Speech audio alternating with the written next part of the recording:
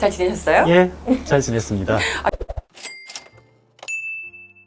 이제 진짜 대선이 얼마 안 남았잖아요. 예, 정말 내일 모레입니다. 그래서 우리 대선 후보들 이야기를 좀 안 할 수가 없을 것 같아요. 그렇죠. 얼마 전에 또 그 TV 토론, 예, 21일에 했던 토론회 3차 때문에 이야기가 많은데 예, 예. 그 중에서도 우리는 이 재정 정책 뭐 예, 여러 예. 가지 것도 있지만 국가 부채 예, 이야기를 이 후보들이 뭐 많이 했어요. 특히나 윤석열 후보랑 이재명 후보가 국가 부채 관련해서 이러쿵저러쿵 이야기를 많이 하셨는데 예, 많이 했죠. 또 이 보는 사람 입장에서는 어느 후보 말이 맞나 고민하실 예, 그렇죠. 것 같아요. 그래서 여쭤보고 싶어서요. 예, 예. 대체 후보들이 어떤 이야기를 했고 또 뭐가 그렇게 이 진실은 어디에 있는가 얘기 좀 해주셨으면 좋겠어요.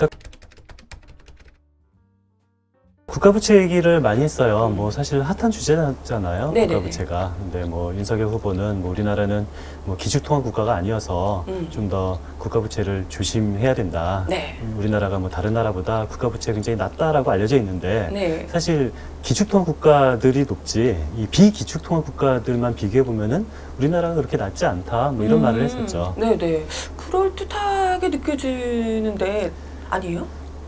거기에 대해서 뭐 이재명 후보는 뭐 아니다라고 그랬고요. 네네네. 아니다 하면서 이제 얘기한 게 좀 화제가 됐죠. 예, 그렇죠. 예. 뭐 우리나라도 뭐 SDR 뭐 가입국이고 그러니까 우리나라도 뭐 기축통화로 될 가능성도 있다. 뭐 이런 식으로 말을 했습니다. 네. 저는 이것도 핀트가 안 맞다고 생각해요. 근데 왜 SDR 얘기를 갑자기 왜 했나 생각해 보면은 그냥 윤석열 후보에 반박하고 싶어서 말한 게 아니라 나 이런 거 아는데 너 이거 아니? 저 같으면 차라리 엔화나 유로도 엄밀한 의미에서 기축통화가 아니다. 왜 엔화와 유로환을 쓰는 나라들은 국가부채 비율이 높잖아요. 다 넣고 이런 나라들과 비교를 하자. 굳이 기축통화 국가라면은 달러, 미국 하나 정도나 빼자라고 저 같으면 그렇게 말할 텐데 그런데 엔화, 유로가 왜 기축통화냐라고 말을 하는 대신에 우리나라도 기축통화다 라는 식으로 말을 하다 보니까 약간 이게 굉장히 논란이 많이 좀 꼬인 거죠. 있군요. 굉장히 꼬인 거고 이게 기축통화 국가냐 아니냐라는 전혀 생산적이지 않은 논란에 더 괜히 불을 지핀 거 아니냐. 관행적으로 기축통화는 달러입니다. 달러밖에 없어요. 그렇죠. 관행적으로는 달러인 거고요. 뭐 조금 더 네. 넓게 보면은 유로화나 엔화도 뭐 기축통화적인 성격은 뭐 좀 있다를 말을 할 수 있는 거고요. 더 넓게 말하면은 SDR까지도 뭐 기축통화 성격은 있다라는 거고.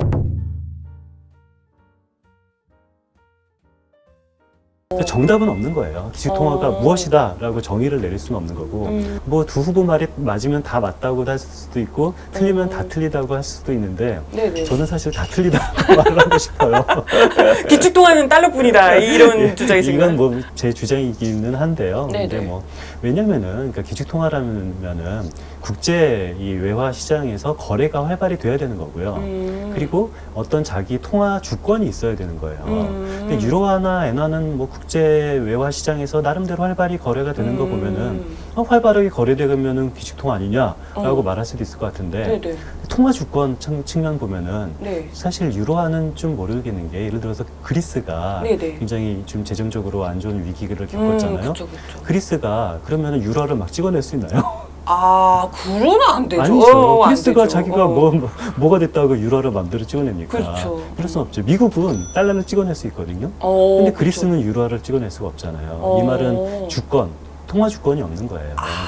그래서 통화 주권과 어떤 국제 통용성 두 가지를 다 합쳐야지만 저는 기축통화라고 개인적으로 생각하고 있는데요. 뭐 기축통화의 모든 사람들은 달러다라고만 할 수 있는 건 아닙니다만 그런 의미에서 유로화도 굉장히 제한적인 기축통화인 거고요. 엔화도 뭐 달러와의 위상과 비교해 보면은 너무도 이거 뭐 게임이 안 되는 거고요. 누구 하나가 완전 틀렸다, 뭐 완전 맞았다라고 하긴 좀 그런데 어찌됐건. 그렇죠. 예. 제가 둘 다 맞았다라고 할 수도 있지만 사실 둘 다 틀렸다라고 말을 하고 싶다고 그랬잖아요. 그 네네. 이유가 이 논쟁이 너무도 공허한 논쟁이어서 그런 거예요. 그러니까 대전제 자체가 저는 인정할 수가 없는 게 네. 우리나라가 다른 기축통화 국가보다 더 부채 수준을 낮게 유지해야 되냐? 라는 것 자체도 뭐 그런 측면도 있긴 있지만 또 네. 아닌 측면도 있거든요. 이게 무슨 소리냐면은 네. 얼핏 생각해 보기에 우리나라는 원화를 찍어서 부채를 갚을 수 있는 나라는 아니잖아요. 아, 그렇죠. 그래서 이 부채 수준을 좀 더 낮게 유지해야 되는 것이 뭐 일견 맞는 측면은 있죠. 네. 그런데 또 반대적인 측면도 있어요. 뭐 기축통화 국가가 아니어서 오히려 유리한 측면도 있습니다. 뭐가요? 뭐지? 그러니까 우리나라 국채의 한 85%는 내국인이 채권자거든요. 아. 근데 왜 그런지 아세요? 기축통화 국가가 아니어서 그런 겁니다. 우리나라 국채를 누가 삽니까? 외국인이 왜 삽니까? 그러네요. 그렇기 때문에 우리나라 국채가 기축통화 국가가 아니어서 오히려 우리나라 국채의 대부분 85% 정도는 내국인이 사는 거예요. 그렇죠. 국민들이 돈을 갚아야 되는 것이 아니라 국민들은 오히려 채권자가 되는 거여서 우리가 대내 채권과 대외 채권은 이거는 후손들에 미치는 영향이 전혀 다르거든요. 대외 채권이라면은 이건 우리나라 후손들이 그만큼 부담이 되는 거죠. 빚쟁이가 되는 거니까 그렇죠. 외국한테. 그렇죠. 우리 가정이 뭐 국민은행이나 뭐 음. 다른 뭐 사채업자한테 돈 빌린 거랑 제가 제 와이프한테 돈 빌린 거랑 너무 느낌 다르네요. 우리 후손 내 그치. 애가 있다면은 국민은행한테 돈 빌린 엄마 아빠를 둔 자식과 네. 와이프한테 돈을 빌린 아버지를 둔 자식과 제 애이기도 하지만 우리 네. 와이프 애기도 하는 거잖아요. 그렇죠. 그렇기 때문에 우리 후손이 느끼는 이 부채 부담은 굉장히 다른 거고요. 아, 기축통화국이라고 해서 다 좋은 건 아니네요. 그렇죠. 그러니까 돈을 찍어낼 수 있다는 장점도 있지만 대외 채무가 많다라는 그런 단점도 동시에 장단점이 다 동시에 있는 거고요. 그렇구나. 기축통화 국가가 아니어서 유리한 점이 또 있어요. 뭐예요? 또 뭐가 있냐면요. 순부채는 적어요. 순부채? 순부채는 뭐냐면요. 대응되는 자산이 없는 부채거든요. 그러니까 제가 만약에 10억이 빚이 있어요. 제가 불쌍한가요? 그렇죠. 근데 제가 100억짜리 아파트가 있는데요. 안 불쌍하죠? 그렇죠. 그러니까 제가 똑같은 10억이 있다 하더라도 100억짜리 아파트를 사기 위해서 10억을 빌려서 제가 100억짜리 아파트가 있어요. 하나도 안 불쌍한데 그쵸. 정말 배고파서 쌀 살 돈이 없어서 1,000만 원을 빚졌어요. 그러면은 10억 빚진 사람보다 1,000만 원 빚진 사람이 훨씬 위험한 거예요. 그러니까 이 빚도 똑같은 빚이 아니라 대응되는 자산이 있는 빚은 전혀 위험하지 않고요. 대응되는 자산이 없이 그냥 말 그대로 빚, 이거를 순부채라고 하거든요. 우리나라 같은 경우는 순부채 비중이 굉장히 낮습니다. 왜 그런지 아세요? 왜요? 기축통화 국가가 아니어서 그래요. 진짜. 그러니까 이게 왜 그러냐면은 우리나라는 빚을 져서 국채를 발행을 해서 가장 하는 일이 뭐냐면은 외화를 많이 사요. 우리나라는 외화를 계속 보유하고 있어야 되잖아요. 왜? 그 IMF 한번 기축통화 국가가 아니어서 기축통화 국가가 아니어서 외화를 사야 되는 건데 우리나라가 100조의 국채를 발행을 해서 100조 원어치 달러를 사는 겁니다. 우리는 그 이자 비용이 나가지만 요즘에 달러값 좋거든요. 환율 많이 올랐거든요. 그래서 국채 이자 비용보다 환율 이득이 훨씬 더 커요. 그러면은 이거는 빚이라고 할 수 없네요. 이득이에요. 오히려 이득인 거고 그러네요. 이렇게 대응 자산이 있는 빚 같은 경우는 우리 후손이 전혀 갚을 필요가 없거든요. 우리나라 같은 경우는 순부채 비중이 낮고 외국인 보유 비중이 굉장히 낮습니다. 그 이유는 기축통화 국가가 아니어서 그래요. 그래서 계속 기축통화국가 아닌 것도 괜찮은 것 같은데. 꼭 당연히 좋은 건 아니고요. 좀 미국이 부럽죠. 미국 같은 경우는 막 찍어낼 수 있어서. 시니어리치 이재명 후보가 가끔 말하는 시니어리치 주조 차익이 있잖아요. 그래서 당연히 기축통화 국가가 훨씬 좋은 건데 그에 반해서 다른 측면도 있다. 그래서 국가 부채를 바라볼 때 꼭 기축통화 국가와 비기축통화 국가가 그렇게까지 완전히 달라지는 것은 아니다 해서 저는 이 논쟁 자체가 무의미한 논쟁이었고 이 기축통화 국가가 이게 뭐 어디까지냐라는 논쟁이 별로 생산성 있는 논쟁이 아니었죠. 근데 이 생산성 없는 논쟁 가지고 기사들이 너무 많이 나와가지고 기축통화 국가가 뭐 어쩌고 뭐 그래가지고 이게 뭐 대단히 큰 문제인 것처럼 느껴졌는데 그렇죠. 듣고 보니까 별건 아니네요. 별거 아니었습니다. 별거 아니었고. 근데 사실은 더 큰 이제 중요한 부분들이 있었을 것 같아요. 그렇죠. 기축통화국 논쟁보다도 더 중요한 게 있었죠. 윤석열 후보가 굉장히 다그치듯 말한 게 있었죠. 도대체 우리나라의 적정 수준 부채 비율이 몇 프로냐? 몇 프로예요? 모르죠. 제가 어떻게 합니까? 적정 수준이라니까 참 그건데. 그러니까 이거는 저도 모르고요. 근데 제가 모르는 것이 하나도 부끄럽지 않은 게요. 전 세계 아무도 몰라요. 그러니까 우리나라 GDP 대비 적정 수준 부채 비율이 40%냐, 50%냐, 60%냐, 80%냐라는 건데 뭐 이재명 후보 같은 경우는 뭐 80%까지는 뭐 괜찮지 않을까라는 말도 잠깐 했고 윤석열 후보는 막 도대체 몇 프로냐 막 다그치듯이 말을 했는데 몇 프로라고 생각하시는 거지?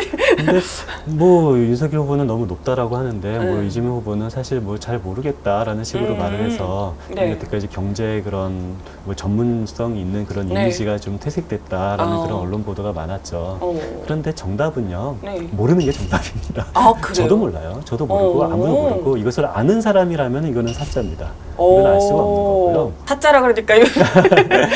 왜냐하면 이게 GDP 대비 정확한 부채 비율이 50%냐 60%냐를 나눠지는 것이 아니에요. 왜냐면은 부채는 이 분자 있는 게 부채인 거고 분모에는 GDP가 있는 거잖아요. 이 개념 자체가 분자는 계속 쌓이는 거예요. 작년 부채, 재작년 부채, 10년 전 부채, 50년 부채 점점 쌓이는 거고 분모는 그해 GDP거든요. 그렇기 때문에 분모는 누적되지 않으니까 시간이 지나면 지날수록 점점 GDP 대비 부채 비율은 올라가는 것이 너무도 정상인 거고요. 실제로 우리나라뿐만 아니라 다른 나라들을 봐도 우리나라 뭐 부채 비율이 뭐 40%다 하는 논쟁이 있었던 게 뭐 벌써 한 2, 3년 전인데 벌써 40% 훨씬 넘었고 앞으로 이제 50%, 60%, 70% 될 거고요.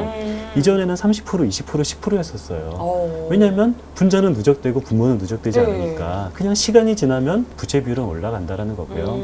그리고 그 부채 양도 얼마나 내국인 대내 채무가 많냐, 또 얼마나 순부채, 그러니까 대응되는 자산이 없는 부채가 많냐에 따라서 굉장히 달라지는 거여서 이거는 아무도 모른다. 50% 좋은지 40% 좋은지.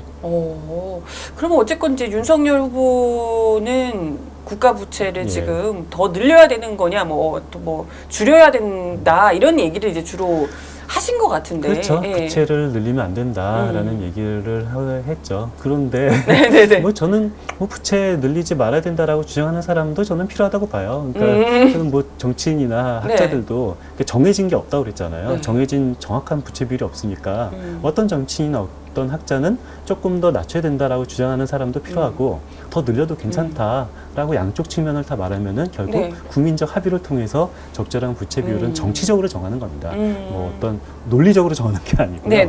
정치적으로 정하는 게 부채 비율인 건데 그래서 저는 너무 더 낮춰야 된다라는 말도 저는 충분히 동의합니다만 그럼에도 불구하고 하면 안 되는 말은 있어요. 뭐가요? 국가 부채를 낮춰야 된다라고 주장하면서 그리고 뭔가 소상공인 지원 같은 경우는 더 늘려야 된다라고 주장하면서 세금은 또 낮춰야 된다라는 세 개를 동시에 주장하면 안 된다라는 것은 확실합니다. 근데 지금 윤석열 후보가 일단 그렇게 주장을 하신 거잖아요. 어떻게 그렇게 됐죠. 그러니까 세금은 낮춰야 되고 뭐 소상공인 지원은 늘려야 되는 거고 국가부채 비율도 낮춰야 되는데 다 좋은 말이잖아요. 다 좋은 말인데 이게 재정의 트릴레마라는 말이 있어요. 그거 재정의 트릴레마, 딜레마 이런 말 들어보셨죠? 두 가지 중에 하나는 안 된다라는 그런 모순 관계인 거잖아요. 트릴레마는 세 가지 중에 하나는 안 된다라는 삼중 모순. 이거를 트릴레마라고 그러는데 재정의 트릴레마는 좀 전에 말한 것처럼 세금을 늘리든지 지출을 늘리든지 국가부채 비율을 낮추든지 이 셋 중에 하나는 또는 두 개는 다른 하나나 두 개의 희생을 통해서 다른 하나를 좋게 만들 수밖에 없다라는 거고 세 개를 동시에 좋게 만들 수는 없다라는 건데 결국 이제 돈 나올 때가 있어야 뭐 지원을 해주니까요. 우리가 지출을 할 거면은 결과적으로 뭐 부채를 통해서 지출할 수도 있고 세금을 걷어서 지출할 수도 있지 그러지 않고서는 지출할 수 있는 방법은 없는 거잖아요. 그래서 세 가지를 동시에 할 수는 없다라는 것은 확실한데요. 뭐 윤석열 후보 같은 경우를 보면은 어디서 돈을 뭐 지출 구조 조정하겠다라고 하는데요. 그 지출 구조 조정.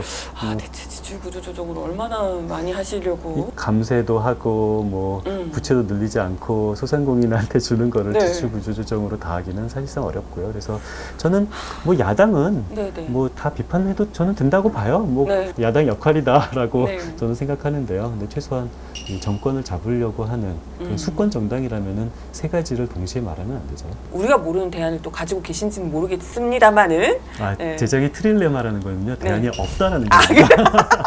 어떻게? 그럼 어떻게? 그 자체가 안 되는 걸로 윤석열 후보 주장은 안 되는 걸로 마무리가 되겠네요.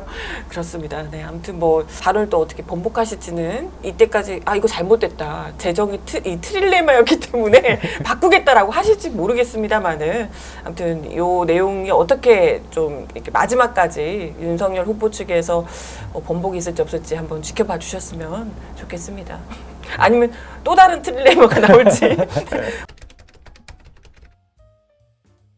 뭐 그 주식 양도소득세도 낮춰야 된다라는 공약을 했더라고요. 그쵸. 근데 주식 양도소득세가 뭘 것 같아요? 주식 양도소득세. 예. 뭐죠? 주식도 알겠고 양도소득세도 알겠는데 합쳐놓으니까 모르겠네요. 그러니까 우리가 보통 양도소득 네. 하면은 그냥 우리 주변에서 볼 수 있는 것은 부동산 양도소득에 대해서는 뭐 양도소득세를 냈다 이런 얘기는 주변에서 흔히 들을 수 있는데 우리 주변에서 주식하는 사람들 많잖아요. 네네. 그런데 그 사람들이 내가 주식 양도소득세 때문에 힘들어 이런 말은 못 들어봤을 거예요. 네네네. 왜냐면은요.